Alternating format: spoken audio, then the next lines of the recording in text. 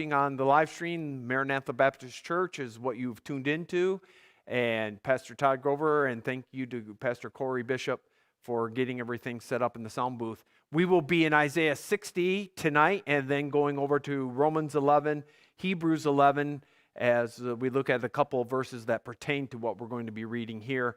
We have some announcements. First of all, the apologetics creation is going to be here Sunday, 9:30. For those of you listening, from the fourth grade on up is what Bob Gillespie said would be appropriate to be attending this. And so we're looking forward to have the morning Sunday school hour and the morning service. College and career kids, they will be, adults, I should say, shouldn't say kids, we'll be having an outing on the Friday at 6:30. And the faith life and our prayer sheet. So we've purged our prayer sheet. And this is what needs to happen. If you have a prayer request for someone who has an illness, you need to ask them for permission before we can put it on our prayer sheet. Otherwise, it can go down as a prayer request, unspoken prayer request. That we have no problem with that. Just to make sure we comply with HIPAA information and such. All right, and so we have one person taking availability of our hearing devices, and we are asking that all the singers come before their specials so that Pastor Corey or Jared can do a sound check. All right, so before we begin the message, so we've been emphasizing here at our church, talking, discussing things, and I heard or read the perfect illustration to help us understand why. So when you say you come to a Sunday morning message, all right, let's pretend this part of the platform is your brain. You got a good one, full of gray matter, all right? And the points and the scripture verses are on sheets of paper, all right?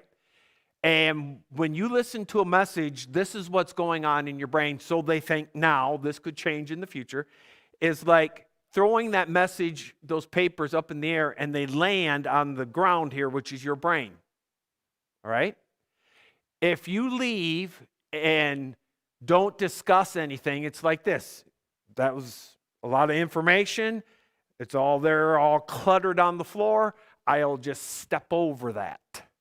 All right? It's still there. It's still in my brain, but it's just cluttered all over the floor. Now, if I were to go home or in the back, go and discuss the message, it would be like picking the sheets of paper up. And once I start talking about them, your brain puts them in a file. So if someone that evening were to say, well, what about Revelation 20? Your brain would say, oh, it's here. Otherwise, if you hadn't discussed it, your brain would say, it's somewhere on the floor, and I have to decide, do I want to take the trouble to find it? Otherwise, and most people are going to say, nah, it's there. We talked about it. Really don't know what it says or remember it. But so you can see what can happen if you go weeks and weeks and weeks. It's all there. It's just cluttered. And when you want to talk about something, you have to dig down deep and try to unsort it. So the more times that you talk about it, the better the sorting goes on. So that when the topic is brought up again, your brain knows where to go to find it. Okay? So that, and the guy who was discussing that was not in any way, shape, or form talking about spiritual matters. All right? He was just telling you clinically as I don't know if he's a psychologist or psychiatrist, but whatever one, what is going on in your brain and the importance of being able to discuss things as far as organizing. And his words were, it takes a community to organize your brain. All right? The more people you talk about, the more organized that it gets. And I thought that was a very good illustration, and that's why it's always good to talk things out. All right, chapter 60, the book of Isaiah. Interesting, very interesting stuff. Had to spend a lot of time on end time events to make sure that I had everything right. And so we'll try to work some of that out. Arise and shine, for thy light is come, and the glory of the Lord is risen upon thee. For behold, the darkness shall cover the earth, and gross darkness the people. But the Lord shall arise upon thee, and his glory shall be seen upon thee.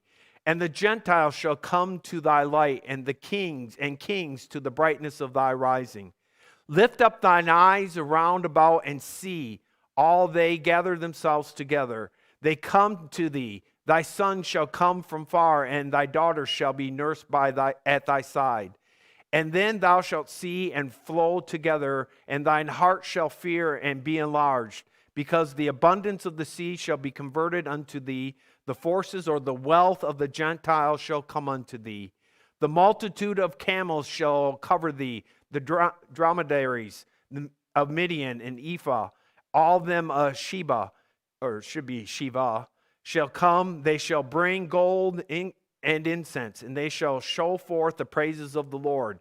All the flocks of Kedar shall be gathered together unto thee. The rams of Nebaioth shall minister unto thee. They shall come up with acceptance on my altar, and I will glorify the house of my God. Who are these that fly as a cloud and as the dove to their windows? Surely the isle shall wait for me, and the ships of Tarshish first, to bring thy sons from far, their silver and their gold with them, unto the name of the Lord thy God, and to the Holy One of Israel, because he hath glorified thee. And the sons of strangers shall build up thy walls, and their kings shall minister unto thee. For in my wrath I smote thee, but in my favor have I had mercy on thee. Therefore thy gates shall be open continually. They shall not be shut day nor night, that men may bring unto thee the forces or the wealth of the Gentiles, and that their kings may be brought. For the nations and kingdom that will not serve thee shall perish, yea, those nations shall be utterly wasted. The glory of Lebanon shall come unto thee, the fir tree, the pine tree, and the box together, to beautify the place of my sanctuary, and I will make the place of my feet glorious.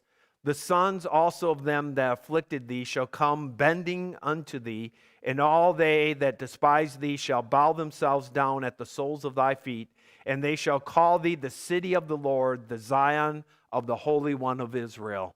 Let's go to our Heavenly Father. Lord, we are so grateful for these words. Lord, this passage is so rich and so comforting.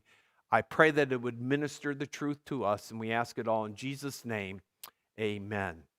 All right, so we've read that, but before we get to that, to help us in our understanding, I want us to turn over to Romans chapter 11, and I want you to look at these two verses, and as we're looking at these two verses, answer this question in your head before we begin. As a general rule, how is Israel treated by the nations throughout history? Good, bad, indifferent. What do you think? Bad. All right? I would lean that way heavily. Okay? So that is an overall feeling that many have that have observed that. Let me ask this question. Is that how God wanted it? No. How did he want it? Why did he select Israel? To be his people, to be his witnesses. They're the original Jehovah's Witness. Okay? So that, why? Why did God want them to be his witnesses? Well, to bring the world to him. All right? And there are little itsy bitsy pieces of time they actually did it. Okay? But most of the time, how did Israel do at being God's witnesses? Utterly failed. Therefore, the world never came to who? Never came to God, because Israel's failing, but God always wanted Israel to be the witness, and that the world would come to God in communion with Israel, right? That's never happened. Is that always going to be the case? Well, let's take a look at this, all right? Romans chapter 11, verse 1, I say then, have they stumbled, talking about Israel falling away, that they should fall? God forbid. but rather through their fall, salvation is come unto who? The Gentiles. That's you and I. All right? So Israel, rejecting God's Savior, his Messiah, has opened the door for us to come in. All right?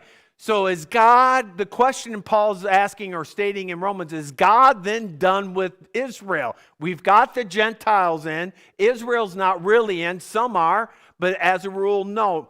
Is God done with Israel? No. So we are coming in to provoke them. Who's the them to jealousy? Israel. So is God done with Israel? No, he's not done with Israel. All right? Now, if the fall of them be the riches of the world, and the diminishing of them, the riches of the Gentiles, so if they're turning away from God, or not from God, from his Messiah, enabled us to experience so many blessings, what do you think is going to happen when they turn to God?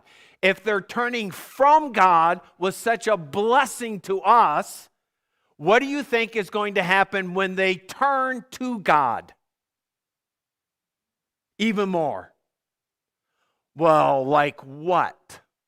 Like what you and I just read and what we're going to study this evening. Things like that are going to happen. Now, turn over to Hebrews chapter 11.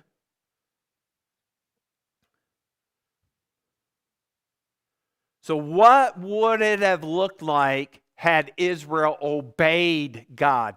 It would have looked like what Isaiah chapter 60 is about to describe for us. Now, Hebrews chapter 11 is the chapter on faith. All right, all these people are commended for their faith, and they're all New Testament or Old Testament people. They're all Old Testament people. All right? It says in there, verse number 39, and these all, having obtained a good report through faith, received not the promise, God having provided some better thing for us, that they without us should not be made what? So let's take a look at this verse in another translation. It's up on the screen. God had planned something better for us so that only, can you see the screen? That only together. You see that? That only together with us would they be made. So God has a plan where us saved Gentiles are going to be with saved Jews doing something together regarding his promises. All right? So in your lifetime, has that ever happened yet? No. So there's coming a future out of Romans chapter 11 where Israel actually behaves like God wanted them to from the beginning.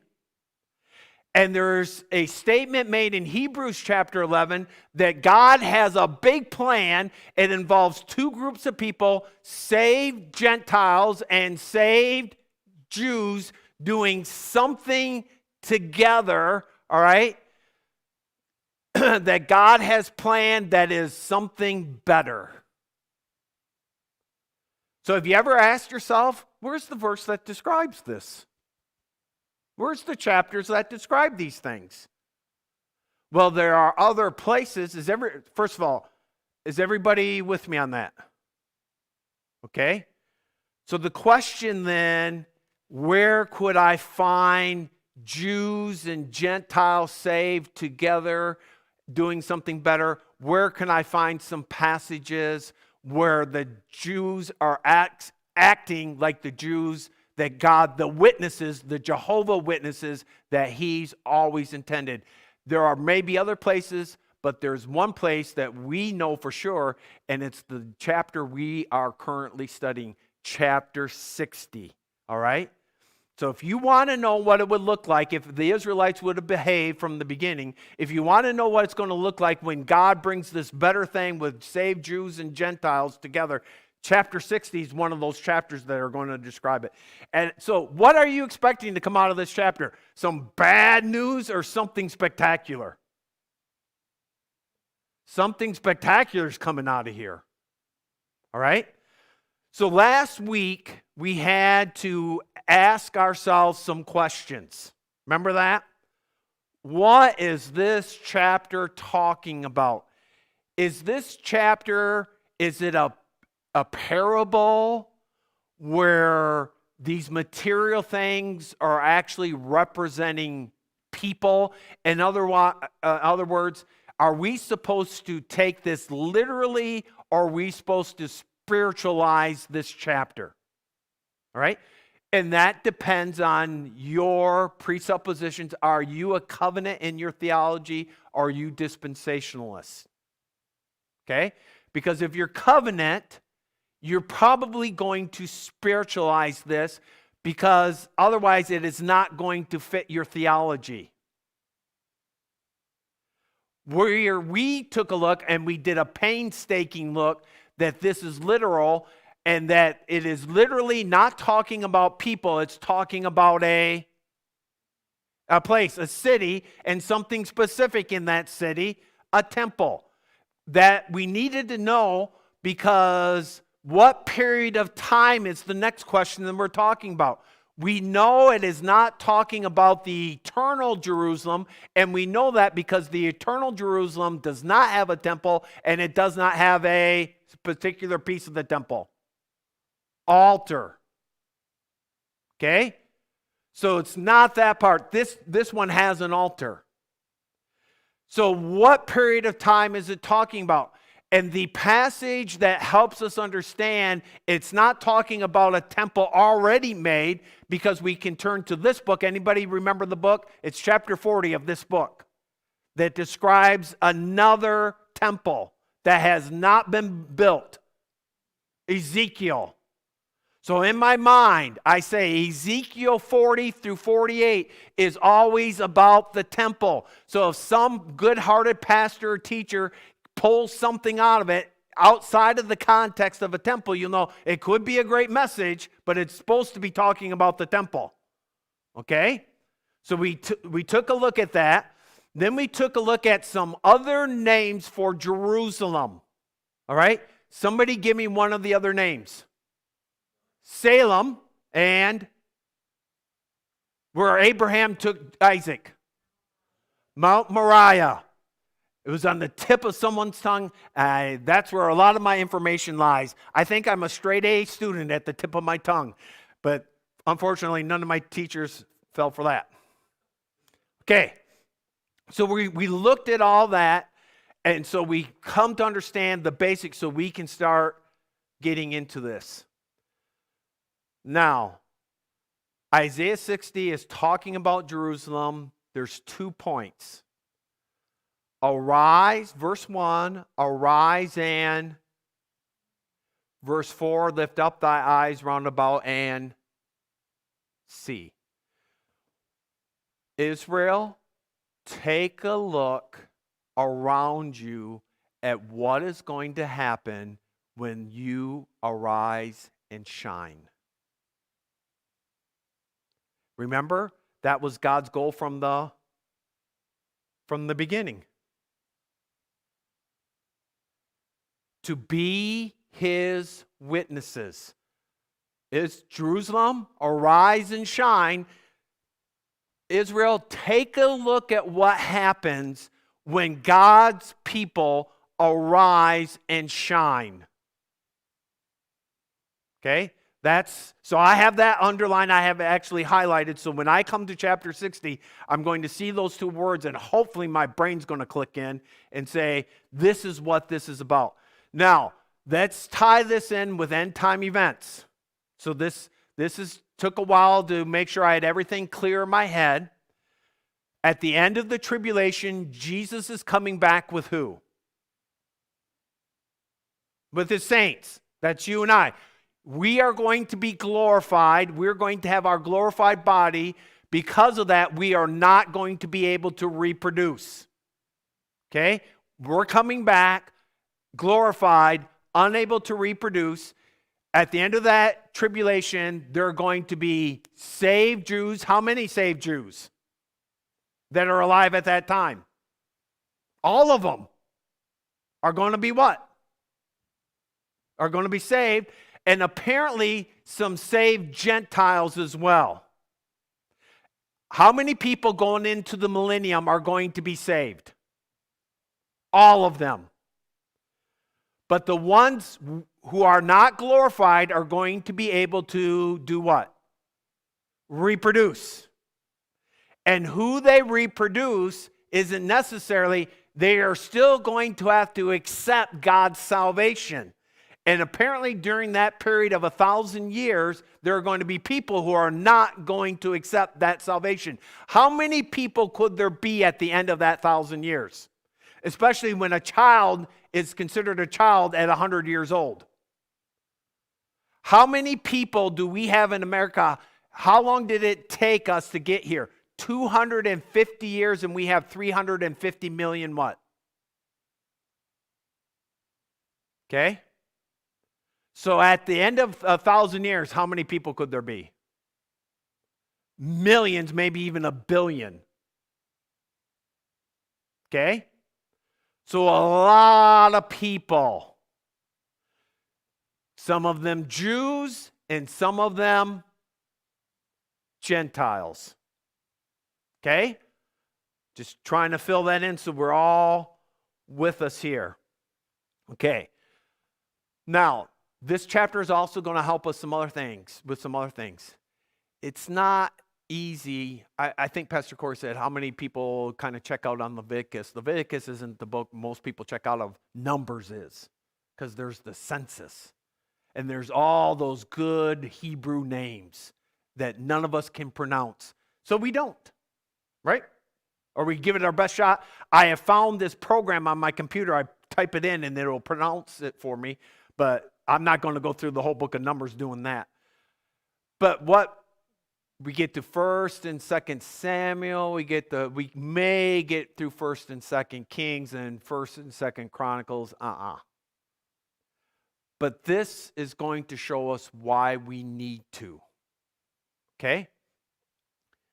So, chapter 60, verse 1, arise and shine, for thy light is come, and the glory of the Lord is risen upon thee. All right. What always comes first, biblically speaking? Darkness or light? Darkness.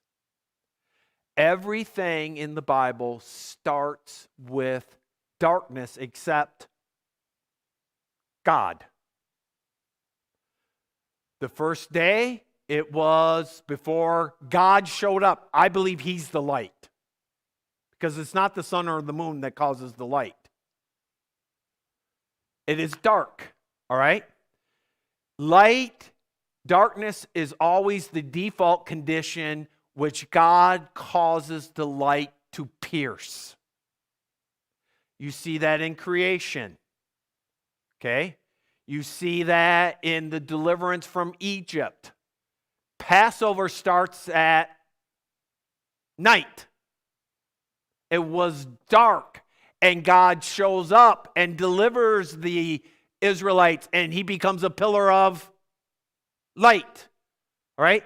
Jesus is taken to his trial at night. All right? It's all this going on, this night going on. 2 Corinthians 4:6, for God who commanded the light to shine out of darkness has shined in our hearts. For ye, Ephesians 5:8, for ye were sometimes darkness, but now ye are light. All right?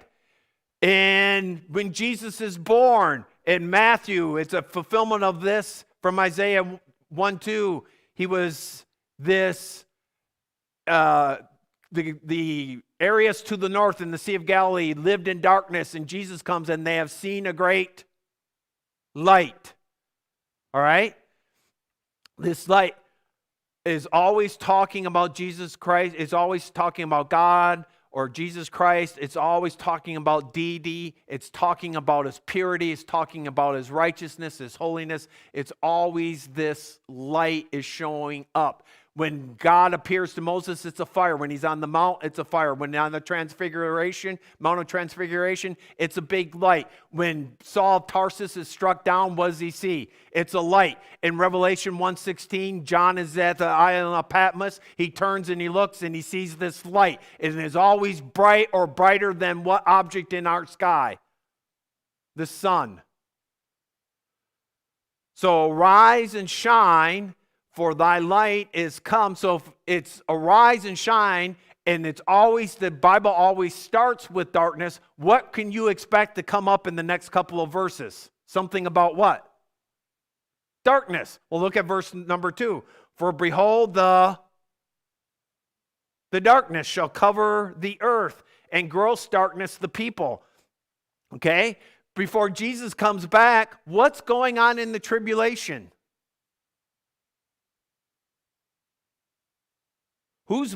Who is being taken to battle in tribulation? What spiritual as well as physical entity? Babylon. Right? Babylon's being taken care of. And at the end, Jesus takes care of Babylon both spiritually, I believe, and physically. That's the darkness. And all of a sudden, when Jesus shows up, Jesus never shows up as darkness. Jesus always shows up as light. Sin and evil and unrighteousness is always painted what color? Black. Okay? So arise, shine, for thy light is come, and the glory of the Lord is risen upon thee. And the glory of the Lord is always a blinding what? It is always a blinding light. For behold, the darkness shall cover the earth, and gross darkness the people. What's the next word? But. And that, what we're reading here, is the testimony of every one of us. We were in darkness, but God showed up. Right? Jesus showed up. And we went from darkness to light, to the point where Jesus could say, ye are the light of the world. Our light, if God's light is his glory, then our light is to reflect God's glory. That's how we shine. And if you want to know what that looks like, we spent a whole summer going through 1 Corinthians 13 that shows us individual rays of that light. But the Lord shall rise upon thee, and his glory shall be seen upon thee. And now here starts this change. The light is what? Shining. And this is Israel starting to behave like Israel was supposed to behave. And the Gentiles shall come to the what? The light, and kings to the brightness of thy rising. Lift up your eyes round about and what? See what's happening. This is what I wanted from the beginning. For you to act this way. And you get little taste of these throughout the kings of Israel. Remember the Queen of Sheba? She came to who? Solomon.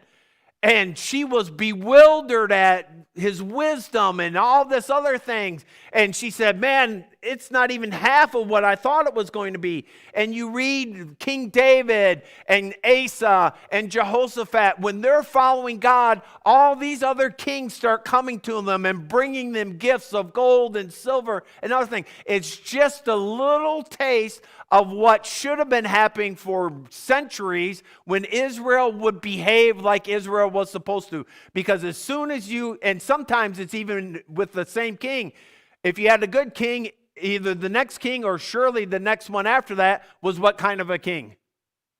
Awful. And in Asa's case, he starts out good and finishes bad. Okay? And God was very clear to him, you do what I ask you to do, and I'll make your light shine, and people are going to come to you. And they did.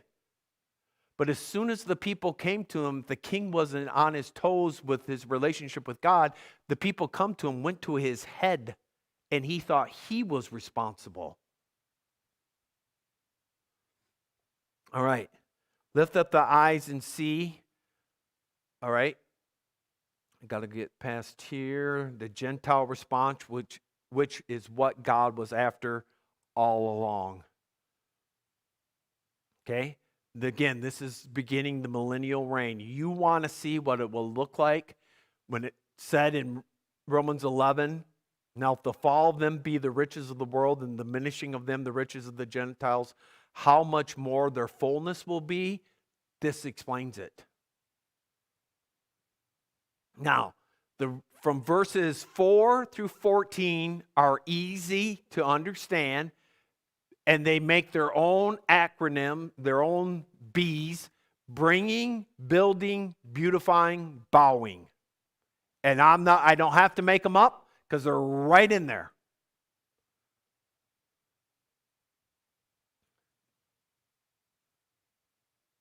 Verse number 4, lift up thy eyes round about and see, all they gather themselves together, they come to thee, thy son shall come from afar, and thy daughter shall be nursed or carried by people's sides. Where does a lady, if the baby or the child is big, where does the lady put him or her? Hip. So you may have a translation, that's what it says, carrying them on their hips. The Gentiles are carrying who? The Jewish people. They're bringing them where? To the city. Is that how it works now? The only thing most Gentiles bring to Israel, if they're not Christians, are bombs. Then thou shalt see and flow together, and thy heart shall fear and be enlarged, because the abundance of the sea shall be converted unto thee, and the forces or the wealth of the Gentiles is going to come unto thee. They're going to start bringing you their what? Their wealth. And you read in your Old Testament, and you see these good kings, and you see other kings coming to them, and they're bringing their wealth. What happened when Jesus was born and he was 2 years old? What happened 2 years after his birth? 3 kings, 3 magi, or at least 3, came, and they were bearing what?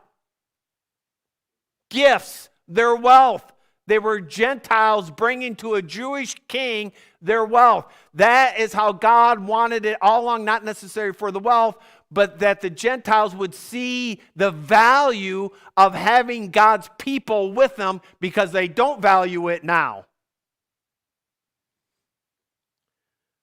The multitude of camels shall cover thee, the dromedaries and of the Midian. Okay, so the Midian, the Ephah, and the Sheba, or the Shepha.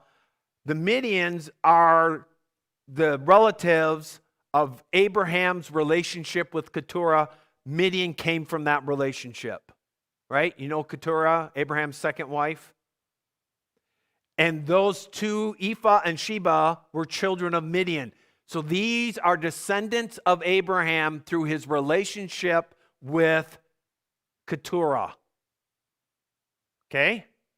The multitude of the camels, from Sheba have come. They shall bring gold and incense, and they shall show forth the praises of the Lord. And again, you get a little taste of that at Christmas time when they have those three magi coming. They're coming to bring gifts because they know the value. They're coming to worship God. And that's what's happening here. Then the flocks of Kedar and Naboth, these are the descendants of Abraham through his relationship with Hagar, who brought forth Ishmael. These are Ishmael's relations. But these two groups have one thing in common. Who fathered them? Abraham did. All right? And all the flocks of Kedar shall be gathered together unto thee. The rams of Naboth shall minister unto thee. They shall come up with acceptance on my altar. And so that altar could be, heard the other day, could be an altar of commemoration, just like we have the Lord's table. Why do we do the Lord's table? To do what? To remember. So these could be sacrifices of commemoration, or as Randy told us over in Israel, there are plenty of sacrifices that have nothing to do with sin. All right? So there could be one of those as well. They will come to my altar, and I will glorify the house of my glory. What is the house of his glory? The temple. Right? So this cannot be eternal Jerusalem because there's no temple there. Surely the isle shall wait for me, and the ships of Tarshish, first to bring the sons from far, their silver, their gold with them, unto the name of the Lord thy God, and to the Holy One of Israel, because he hath glorified thee. And the sons of strangers shall build up thy what?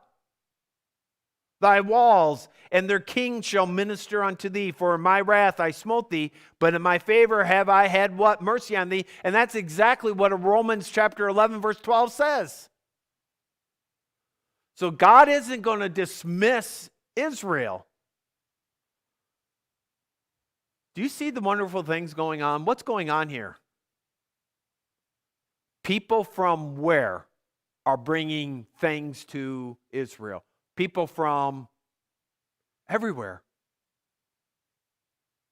are bringing gifts, little trinkets that you win at the fair, gifts, or some substantial gifts. And they're not tearing the wall down, they're coming to build it. Therefore, thy gates shall be open continually, not only because there's no threat, because they shall not be shut day or night, that men may bring unto thee the, it says forces, but that's the word wealth of the Gentiles, and that their kings may be brought. We can't shut the gates because there's too many people bringing what? Presents. You talk about Black Friday. For the nation and kingdom that will not serve thee shall what? And that is described in other scriptures we won't take a look at tonight. Yea, those nations shall be utterly wasted. So there is your bringing. Oh, I should have stopped at verse 10. Verse 10, 11, and 12 is their building. We saw that. And the sons of the strangers shall build up thy walls. Verse 13, the beautifying, the glory of Lebanon. You know what they brought out of Lebanon? It's mentioned in Solomon. Lebanon is not mentioned first there in Kings, First Kings or Second Kings. But Solomon is the first one to mention what comes from Lebanon. What comes from Lebanon? The trees to build the... Lebanon's part of the promised land. They looked over and they saw it. But Solomon says, I need your trees so that I can build my temple. The glory of Lebanon shall come unto thee, the fir tree, the pine tree, the box together to beautify the place of my... And I will make the place of my feet glorious. Then the last thing that's going on, So Philippians tells us in chapter 2, some of us have it on shirts, but we certainly know this. What verse do we know out of Philippians chapter 2? Where's Paul getting that from? I bet you, I'm not going to do it right now, but if I looked at a cross-reference, I bet you Isaiah 60 verse 14 is one of them. Because the sons also of them that afflicted thee shall come doing what? Bending unto thee, and all they that despise thee shall do what? Bow themselves. You see, these people like Paul, Peter, and John, they had, though I don't know if they could read when they met Jesus or how well they could read, but I know this, they had to go to temple or they had to go to synagogue. And at the synagogue or temple, as they do this day, they open up the scroll and they what? They read. These guys knew these passages. So when we turn over to Philippians chapter 2 and we read about every knee bowing, that could have been new revelation to Paul at that time. But Paul's probably remembering, I remember when I was taught in Isaiah chapter 60 that these people's knees are going to do what? They're going to bow. And I'm just saying that because I want us to continually see this is one book. It tells one story. It's all connected from beginning to end. You look and you have a preacher preach on Romans chapter 11 and out of Hebrews chapter 11 verses 39 and 40, and you ask yourself, when's that going to happen? How does that look? And you can't find how it looks in the New Testament to the very end of the book of Revelation, but you can find it in your Old Testament in chapter 60 and several other verses that we're going to look at. They're describing what the New Testament is telling us. We see it. How can it do it? Because it's one book. What does it look like for kings to bring gifts to God's leaders who are obeying him? It looks like King David. It looks like King Solomon initially. It looks like Jehoshaphat. It looks like some of the other, Hezekiah has a revival. Josiah has a revival. And these people start bringing things to them. That's what it looks like. Jesus is born. What happens 2 years after he's born? Kings from the east bring gifts to him. Darkness and light. Everything starts out dark, but it doesn't stay that way if God enters the picture. When God enters the picture, it becomes what? It becomes light, and people go to the light. And the light isn't superficial. The light isn't some little thing. It's his glory. It's the thing that makes him big. And that's the thing we get to reflect. Well, what does that look like? It looks like 1 Corinthians 13 in part. It looks like the fruits of the Spirit. It looks like other things you learn in your New Testament. It's all one book, and it shows us one picture of what God wants and how we're to behave. What happens when God's people shine? That happens. And so that chapter 60 is a very exciting, good chapter for us. And it's all about what we would call the millennial reign, ending the tribulation period and going and moving forward to the millennial reign of Christ. So we'll pick it up there next week. We'll see. Technically, it's the last Wednesday, but maybe we'll just march forward because the prayer sheet has been purged, and it is not going to take us very long to march through that. Okay. All right, so hang on. Turn off the stuff.